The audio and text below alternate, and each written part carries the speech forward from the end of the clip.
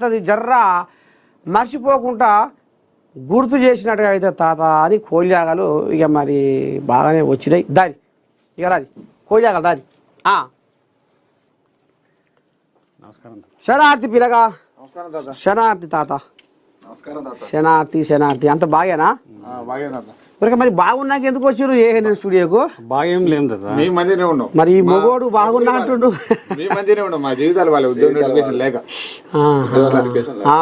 ఇప్పుడు మీరు morning news live లో ఉన్నారు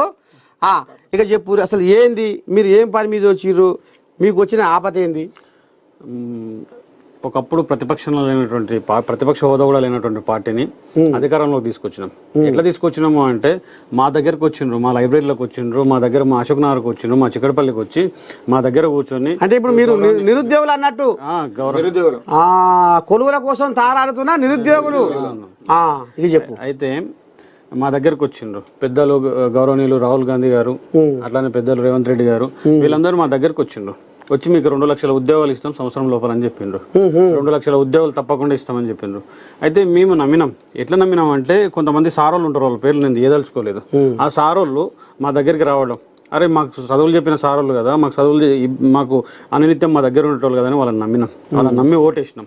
ఓటేస్తే ఏమైంది సంవత్సరం అయిపోతుంది 2 లక్షలు కాదు కదా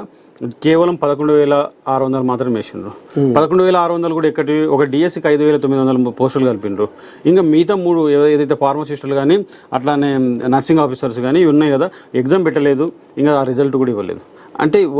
వీళ్ళు వచ్చిన తర్వాత 5,900 ఉద్యోగాలు మాత్రం ఇచ్చిండ్రు 2 లక్షల ఉద్యోగాలు కానీ తర్వాత మాకు తెలిసింది ఏంటంటే అసలు 2 లక్షల ఉద్యోగాలే లేవు ప్రభుత్వంలో 2 లక్షల ఉద్యోగాలు లేవు 1,86,000 ఉద్యోగాలు మాత్రమే ఉన్నాయి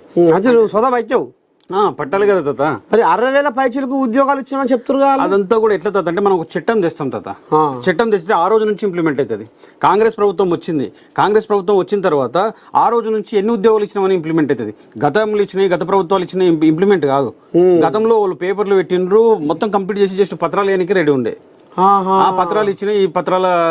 ఈయన సీఎం గారు వచ్చి పత్రాలు ఇస్తున్నారు పత్రాలు ఇచ్చి అవి మా అకౌంట్ అని చెప్తున్నారు అంటే ఇటువంటి విధానాలు మిమ్మల్ని గెలిపించినాం 2 లక్షల ఉద్యోగాలు ఇస్తున్నాం సరే 1,86,000 ఖాళీలు ఉన్నాయి కదా 1,86,000 ఒకేసారి కాదు దప్పదప్పాలుగా నింపుతామని చెప్పేసి ఒక జాబ్ క్యాలెండర్ ఇచ్చిన తర్వాత ఆ రకంగా 1,86,000 ఉద్యోగాలు ఉన్నది 2 లక్షలు అని చెప్పి అట్లా మోసపోయిన తర్వాత మేము ఆ తర్వాత ఏమైంది తర్వాత అంటే నెక్స్ట్ వచ్చేసి పోనీ ఇస్తారు కదా అనుకున్నాం జాబ్ క్యాలెండర్ అనే పేరు మీద చట్టబద్ధత లేనటువంటి జాబ్ క్యాలెండర్ ఇచ్చిండ్రు అది కూడా అసెంబ్లీలో ప్రవేశపెట్టిండ్రు సరే అప్పుడు కూడా నమ్మినాం 2 దఫాలుగా ప్రతి సంవత్సరానికి 2 దఫాలుగా మేము ఇస్తామని చెప్పేసి ఇక్కడ మీరు చూసుకుంటే తాత ఇది జాబ్ క్యాలెండర్ జూమ్ పెట్టి పిల్లగా ఇది జాబ్ క్యాలెండర్ ఇది జాబ్ క్యాలెండర్ 2024-25లో మీకు ఇస్తామని చెప్పేసి చెప్పిండ్రు చెప్తే ఇందులో ఒక్క నోటిఫికేషన్ కూడా లేదు తాత ఇంతకుముందు వచ్చేటప్పుడు అయితే ఈ జాబ్ క్యాలెండర్ కదా దీంట్లో ఒక్క నోటిఫికేషన్ కూడా ఇవ్వలేదు ఇప్పటి వరకు దేశ చరిత్రలో ఏదైనా జాబ్ క్యాలెండర్ ఇస్తే కనీసం 50% అన్నా జాబులు ఏదైతే ఒక్క జాబ్ నోటిఫికేషన్ లేకుండా వీగిపోయిన దేశ చరిత్రలో ఒకే తెలంగాణ జాబ్ క్యాలెండర్ తర్వాత సరే ఇది అయిపోయిన తర్వాత సరే గతంలో ఉన్న గ్రూప్ 1 పరీక్ష ఉండే ఆ గ్రూప్ 1 పరీక్ష 2 సార్లు ఒకసారి బయోమెట్రిక్ అనే దానితో ఫెయిల్ అయింది ఒకసారి లీక్ అనే దానితో 2 సార్లు క్యాన్సల్ అయింది అప్పుడు కేసీఆర్ ఉండే అప్పుడు క్యాన్సల్ అయిపోయింది ఆ తర్వాత ఎలక్షన్లు వచ్చాయి సరే 503 పోస్టులకు 60 పోస్టులు కలిపి 563 పోస్టుల ఒక నోటిఫికేషన్ వేసిన తర్వాత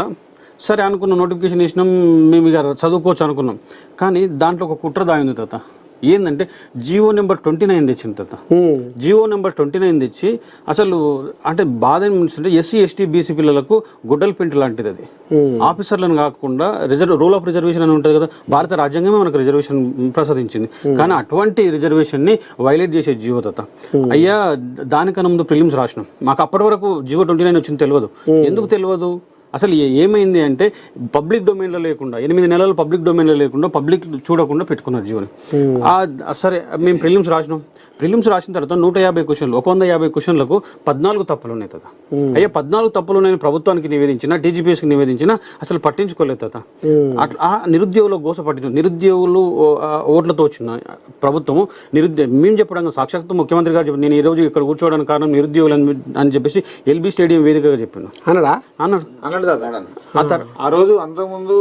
అంటే రేవంత్ రెడ్డి గారు ప్రతిపక్షంలో ఉన్నప్పుడు సోమాజి కూడా ప్రెస్ క్లబ్ కూడా వచ్చి బిస్వాల్ కమిటీ ప్రకారం 2 లక్షల ఉద్యోగాలు ప్రభుత్వ ఉద్యోగాలు కావాలని చెప్పింది కదా. మరి ఏ 2 లక్షల ఉద్యోగాలు కాదు కదా, కనీసం 2000 ఉద్యోగాలు కూడా వేయలే ఇంతవరకు. ఇక మేమేమో మాకేమో ఇక కొంచెం పొట్టకూటికి జర ఇబ్బంది అవుతా ఉంది. ఎందుకంటే రూమ్ రెంట్లు కట్టుకోవాలి, హాస్టల్ ఫీజులు కట్టుకోవాలి, మరి ఇలానే మన స్టడీ హాల్ ఫీజులు కట్టుకోవాలి. ఆ కోచింగ్ సెంటర్ ఫీజు కూడా 1 లక్ష 2 లక్షలు ఉంటాయి. అమ్మా ఇక ఎంతకని మేము కాదు 2-3 సంవత్సరాల నుంచి మా ఏజ్లు అయిపోతున్నాయి, మాకు ఏజ్ బాగా అయిపోతా ఉంది. ఇంటికానే జర అమ్మాయి ఏమో కొంచెం ఇక గవర్నమెంట్ జాబ్ చదివేటం అంటే జర మధ్యతరగతి కుటుంబం కూడా ఉంటాడు. జర ఇంటికాడ కూడా కొంచెం ఇబ్బంది అవుతా ఉంది పైసలకి. చెప్పేసి మాది సూర్యాపేటనే. సూర్యాపేట. నీ పేరు? దామోదర్ రెడ్డి తాత. దామోదర్ రెడ్డి.